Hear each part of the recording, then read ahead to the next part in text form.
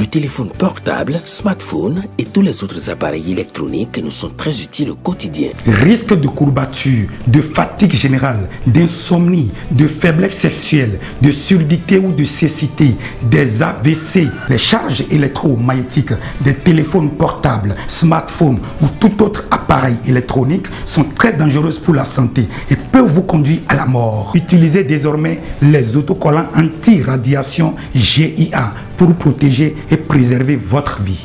Les amis, faites comme moi, Gégé Lapino, en adoptant DMA GIA.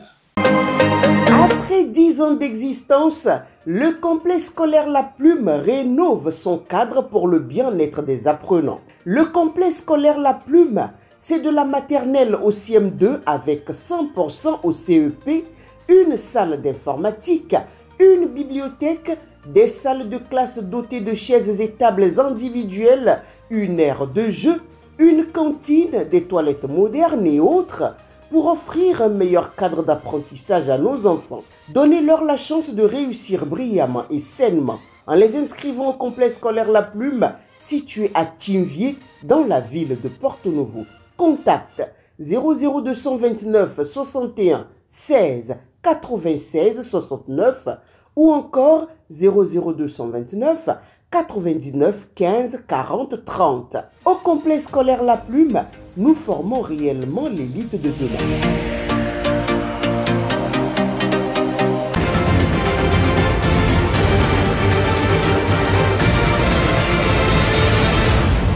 Guéri TV Monde, le leader des Web TV au Bénin. Mesdames et messieurs, bonsoir et merci de renouveler votre fidélité au programme de Guéri TV Monde. Voici le sommaire de cette édition. Depuis son accession au pouvoir en 2016, certaines figures politiques ont fait preuve de fidélité et de loyauté envers le président Patrice Talon et ce, malgré les péripéties. Ils sont notamment 9 à être identifiés par la rédaction de la Guérite. Leurs identités, c'est dans un instant avec Latifat Korunou. Amélioration des conditions de vie et de travail des aspirants au métier d'enseignant AME. Le gouvernement adopte des mesures de gratuité de la scolarité pour les enfants de ces derniers ainsi que des congés de maternité. Une décision saluée par les enseignants mais qui toutefois reste sur leur fin. En France, le nouveau Premier ministre Michel Barnier consulte les formations politiques mais reste sous la menace du Parti du Rassemblement National, RN. Voilà tout pour le sommaire.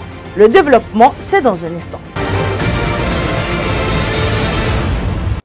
À nouveau, bonsoir et bienvenue. Depuis son accession au pouvoir, le chef de l'État, Patrice Talon, est soutenu par un certain nombre de figures de proue. Par des actions et des initiatives probantes, il démontre leur soutien indéfectible au chef de l'État qui n'a pas de peine à transformer le Bénin. Dans ce dossier réalisé par la rédaction, découvrez l'identité de quelques grands acteurs politiques déterminés à accompagner le gouvernement de la rupture dans la réalisation du programme d'action du gouvernement PAS 2.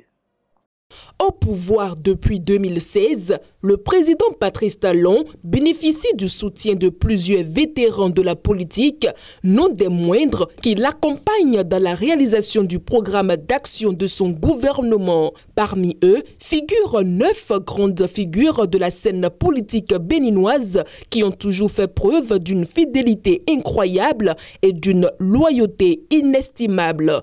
Ils l'ont prouvé d'abord à travers les nombreuses actions qu'ils mènent aux côtés du chef de l'État, non seulement pour rendre visibles ces actions de développement au profit des populations, mais aussi pour atteindre les objectifs initiaux dont l'un est de couronner ces 2 mandats constitutionnels de succès.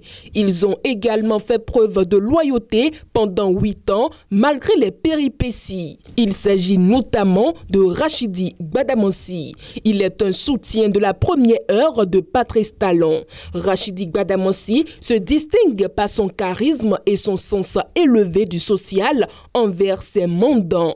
Député à plusieurs reprises au Parlement béninois, Rachidi Gbadamansi est un soutien indéfectible du chef de l'État. Il ne ménage aucun effort pour défendre le régime de la rupture qu'il accompagne depuis 2016.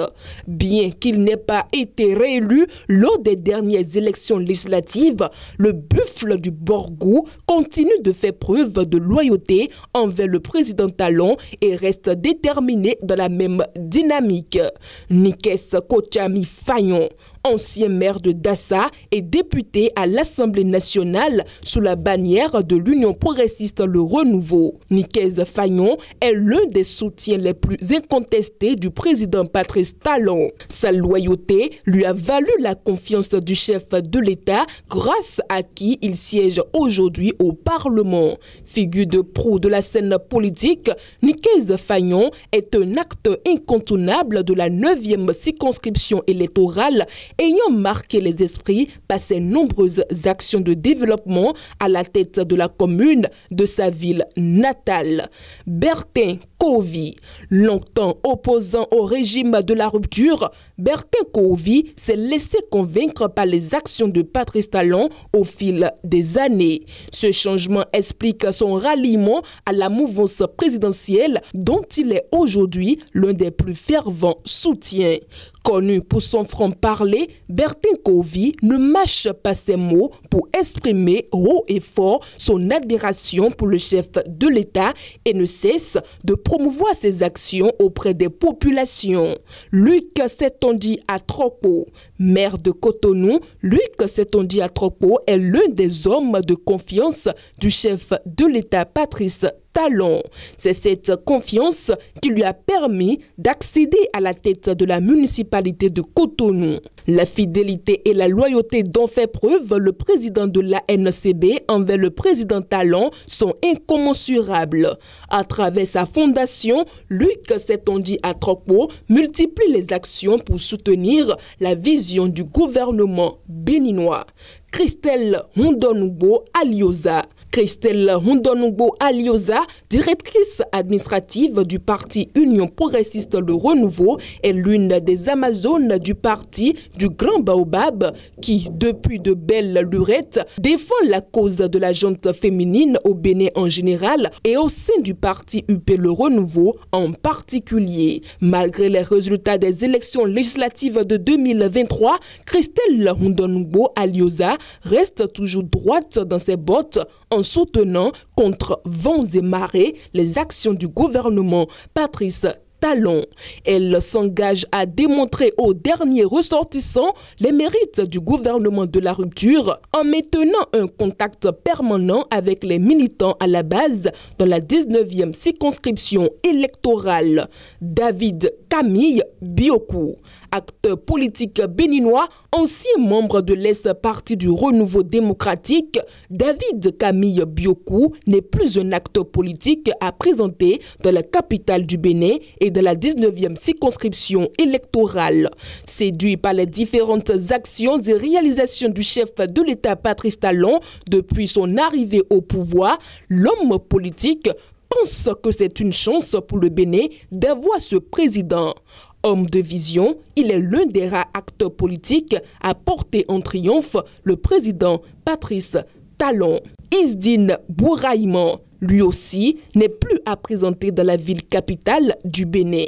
Membre du parti Bloc républicain, il est résolument engagé dans la remobilisation des militants à la base. Son rapport avec la base du militantisme reflète son soutien au gouvernement Talon. À travers des rencontres organisées ou inopinées, Isdine Bouraïman n'a pas de peine à présenter aux militants les réalisations du gouvernement.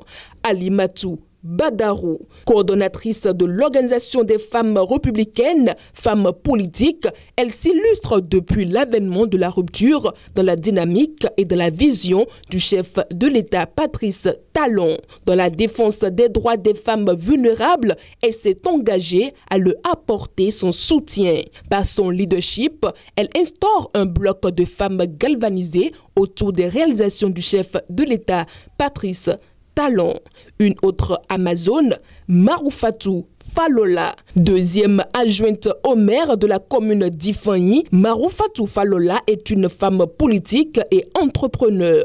Malgré son poste administratif, cette Amazone de la 21e circonscription électorale demeure active sur le terrain. Maroufatou Falola apporte assistance et soutien à sa communauté. Elle ne cesse de promouvoir des valeurs prônant l'autonomisation et l'épanouissement de la femme afin de donner une place de choix aux femmes. En bref, les apprenants des lycées techniques et professionnels devront encore patienter pour déposer le dossier. La date des inscriptions dans ces établissements a été reportée au vendredi 13 septembre 2024. L'annonce a été rendue publique à travers un communiqué du ministre des Enseignements secondaires, techniques et de la formation professionnelle, Yves Tchabikouarou, le jeudi 5 septembre 2024. Néanmoins, les inscriptions dans certaines spécialités telles que l'électricité, l'installation et la maintenance en informatique dans les lycées techniques et professionnels d'Ina, de Djakotome, de Kondi et de Djougou, ainsi que l'hôtellerie-restauration dans les lycées techniques et professionnels de Nati Tengu et Pobé sont autorisés. Parlons toujours éducation. Bonne nouvelle pour les aspirants au métier d'enseignant AME. Le gouvernement vient d'adopter des mesures de soutien en leur faveur. Celles-ci ont été annoncées lors du Conseil des ministres du 18 mars 2024. Il s'agit notamment de la gratuité de scolarité des enfants des AME ainsi que des congés de maternité aux femmes aspirantes. Ces décisions ont été confirmées par deux notes signées par le directeur du cabinet du ministre des Enseignements secondaires adressées au chef d'établissement le 4 septembre 2024. Cette date, largement appréciée par les bénéficiaires, appelle toutefois à un effort supplémentaire de la part des autorités pour leur titularisation. Le point avec Anselmo Richa et David Yémé.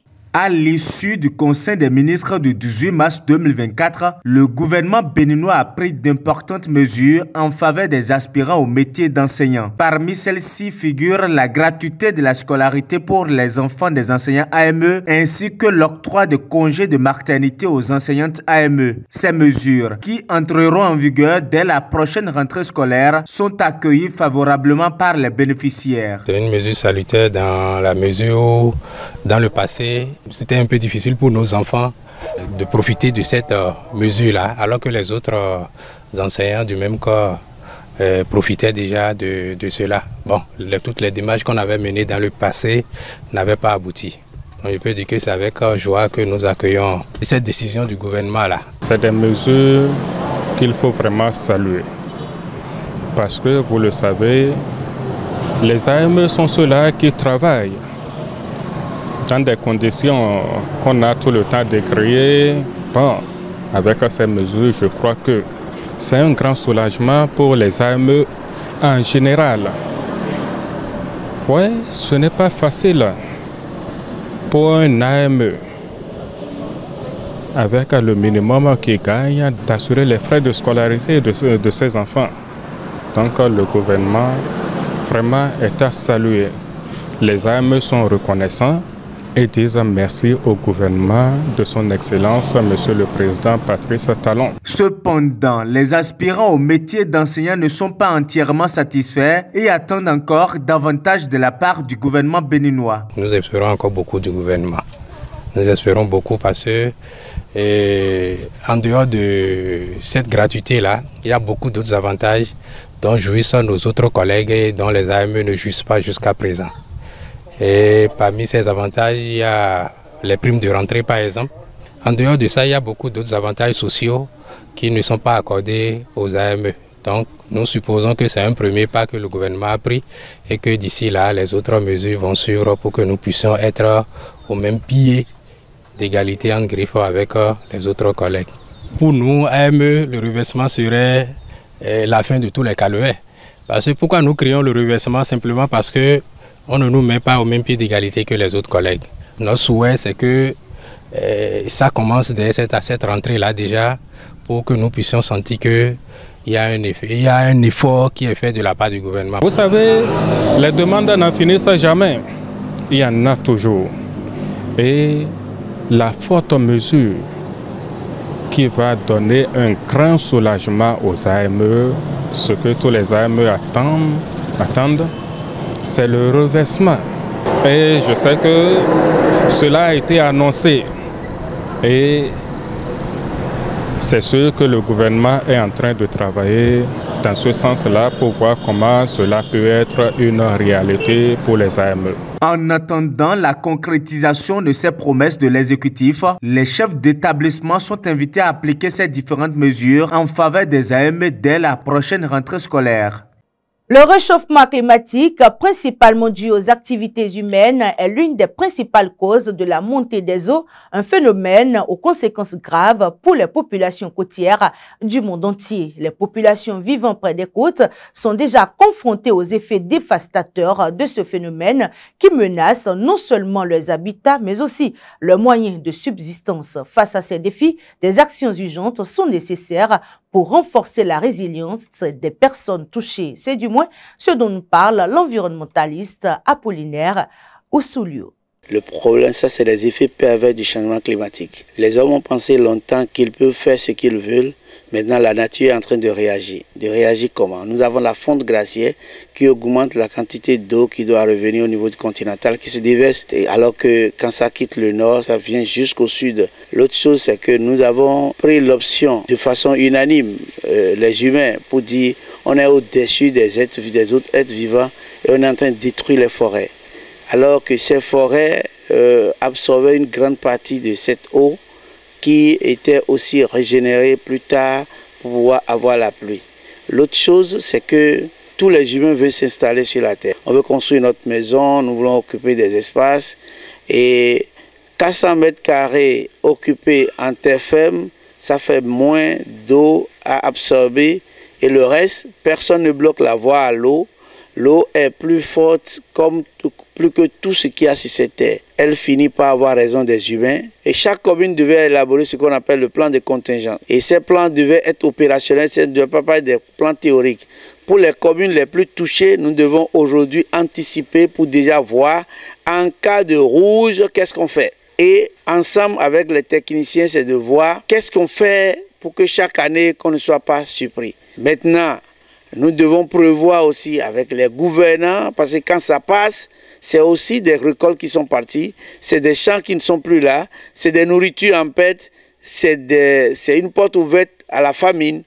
Donc c'est d'anticiper déjà pour voir en cas de rouge, qu'est-ce qu'on fait? Inutile de crier au feu quand la maison est à moitié brûlée. Soyons conscients, commençons par anticiper sur comment sauver le peu qui reste et comment nous sauver nous-mêmes. Depuis des lustres, la place de la femme a toujours été aux côtés de l'homme. Parfois, dans notre société, on rencontre certaines femmes à caractère fort, voire violente. Dans la page Fait de société de cette édition, une équipe s'est rapprochée des hommes pour savoir s'ils peuvent supporter par amour une femme difficile ou violente. Suivez vous-même leurs différentes réactions. Une femme, c'est la douceur. Pour moi, l'amour n'est pas aveugle. Ça fait partie des critères de choix et d'amour. Pour que mon amour puisse être cultivé et arriver à son paroxysme pour cette femme-là, il ne faudrait pas qu'elle soit violente. Ça fait partie des critères de choix. Avant même qu'on se mette ensemble. Parce que je dois déjà constater à travers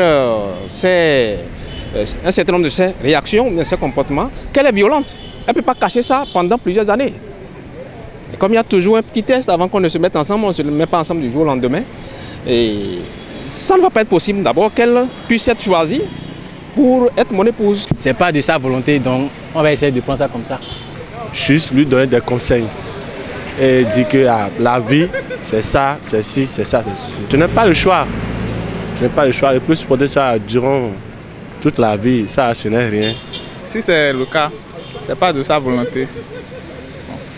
Bon, ainsi, si c'est le cas, je dois la conseiller, voir ses parents. Bon, ils vont essayer de la parler, de lui donner des conseils. Bon, dire à ses proches aussi. Bon, pour la changer, c'est essayer de la conseiller plus. Si elle ne change pas comme ça, bon, on va essayer de trouver une autre manière. Qu'essayer d'une autre manière, voir les plus âgés, plus que nous demander de conseils. Bon. On dit que l'amour est aveugle. Mais il ne faut pas se mettre dans l'enfer. Il ne faut pas se mettre dans l'enfer. Le plus tôt serait le mieux. Qui claque la porte. l'éducation est toujours possible, quel que soit l'âge. Donc ça veut dire que la société a fait. Hein, elle est sensibilisée, revenir dessus, assistance physique et spirituelle aussi, afin que vraiment le couple, comme ils tiennent, bon, pour qu'ils puissent vivre heureux. Merci à vous, Faouzia Sefou, pour ces propos recueillis. Et voilà qui ouvre la page inter de cette édition. Les discussions se passent très bien selon Michel Barnier, le nouveau Premier ministre français, consulte depuis ce vendredi 6 septembre les formations politiques avec pour objectif de former rapidement son gouvernement. Des discussions positives et pleines d'énergie, dit le chef du gouvernement, qui n'a vu pour l'instant que des alliés. Mais le passage devant l'Assemblée nationale s'annonce très difficile. Les précisions avec Latifat Kouinou. Il a attaqué ses consultations par le plus simple. Michel Barnier s'est entretenu ce 6 septembre de la matinée avec ses alliés en recevant tout d'abord Gabriel Attal, son prédécesseur, désormais patron du groupe Ensemble pour la République à l'Assemblée. Il a ensuite enchaîné avec les responsables de son propre parti, les Républicains, LR. De quoi faire les premiers pas en vue de la formation du gouvernement qui comprendra, c'est désormais officiel, des membres de LR, même si, pour la forme, Laurent Wauquiez, patron de la droite républicaine à l'Assemblée, conditionne cette participation au programme qui sera porté par Michel Barnier. On est en réalité davantage dans un mécano gouvernemental avec des négociations sur la répartition des postes régaliens, intérieur, économie, justice, armée, plus que sur une vraie discussion de fond. Celle-ci se jouera davantage dans l'hémicycle.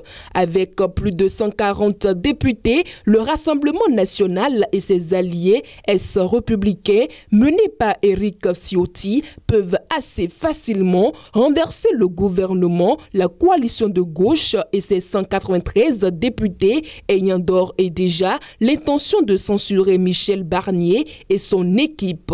Le Premier ministre fait donc face à une double cohabitation. La première avec Emmanuel Macron.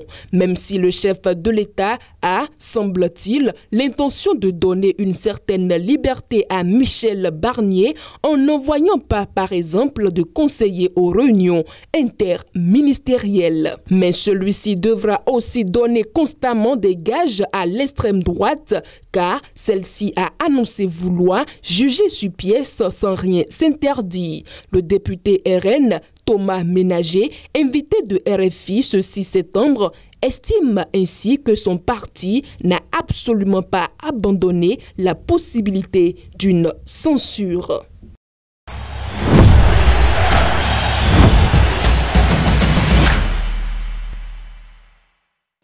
Éliminatoire CAN 2025, plusieurs supporters béninois sont mobilisés pour le match Bénin-Libye.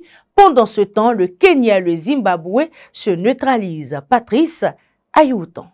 Dans le cadre du match Bénin-Libye du mardi 10 septembre 2024, les supporters du Conseil national des supporters du Bénin se mobilisent. En effet, 100 supporters dont 50 pris en charge par le ministère des Sports quitteront Cotonou ce dimanche 8 septembre 2024 pour rallier Abidjan. En attendant, 7 fanfaristes béninois sont déjà au Nigeria pour mettre l'ambiance au Godswill International Stadium où les Super Eagles affrontent les Guipards ce samedi 7 septembre 2024. D'une information sportive à une autre, le Kenya a débuté sa campagne pour la Coupe d'Afrique des Nations CAN 2025 avec un match nul contre le Zimbabwe. La rencontre s'est tenue au stade Nelson Mandela à Kampala en Ouganda et s'est soldée par un score nul. L'entraîneur kenyan Anjen Fira a dû faire face à de nombreuses blessures dans son équipe avant le match. Il a notamment décidé de laisser Patrick Matassi sur le banc, choisissant Brian Omondi comme gardien titulaire. Le Zimbabwe avec Jordan Zemura et Karma Bilia a également présenté une équipe solide. Le Kenya a dominé les premières minutes mais a manqué de réalisme. Abouya a raté 2 belles occasions, tandis que Kodiambo a vu sa frappe frôler le but. Les deux équipes ont montré une forte intensité tout au long du match. Malgré plusieurs occasions de but, elles n'ont pas su faire la différence en raison d'un manque d'efficacité offensive. Le Kenya affrontera la Namibie lors de son prochain match, tandis que le Zimbabwe jouera contre le Cameroun. C'est la fin de votre édition du soir sur Guérit TV Monde. Merci d'avoir été en notre compagnie et bon week-end à tous.